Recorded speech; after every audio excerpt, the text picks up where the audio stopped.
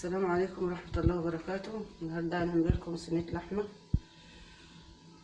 في السلوفان. معانا البطاطس، كيلو ونص بطاطس، واربع بصلات كبار، ونص كيلو جزر. معانا البهارات بتاعتها، معانا الثوم، معانا ربطة خضرة مقطعينها على بعض، معانا ملح. اللحمة بتاعتنا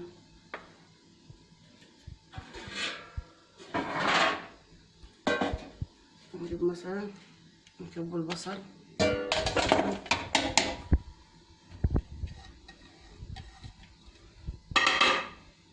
البطاطس،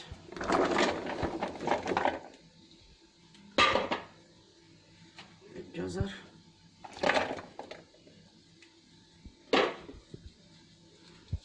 أربع معالق ملح كبار،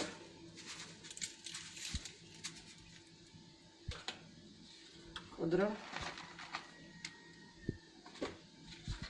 توم،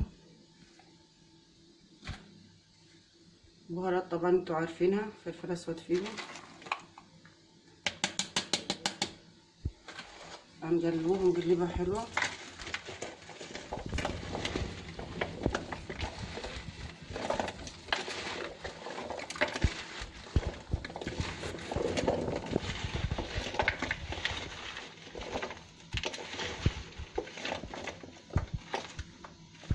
قلبناهم مع بعض.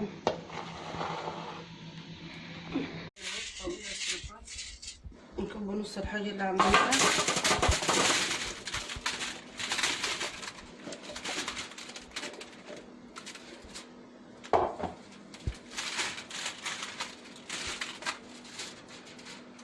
نمسك اللحمة بتاعتنا،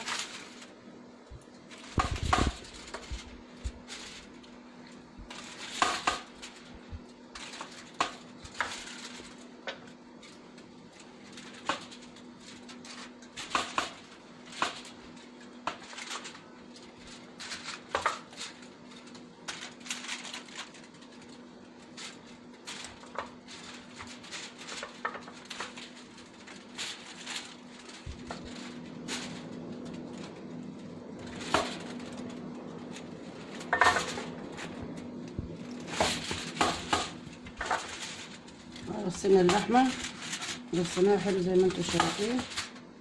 نكبوا باقي الحاجة عليهم،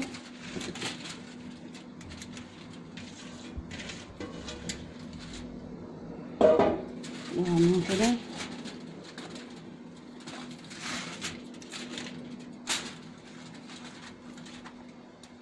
جايبين ورقة التليفون من هنا، جايبينها من هنا.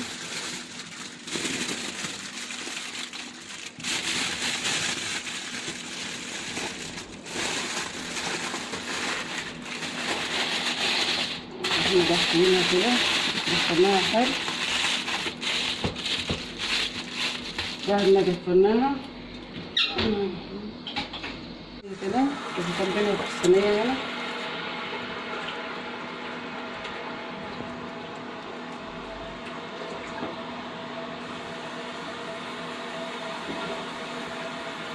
كده كبينا كوبايتين مية فيها بس. كل نص ساعة تبصوا عليها كده، لما تلقوها شربت المية بتاعتها زي كده تكبوا كوبايتين مية في الصينية هنا من تحت.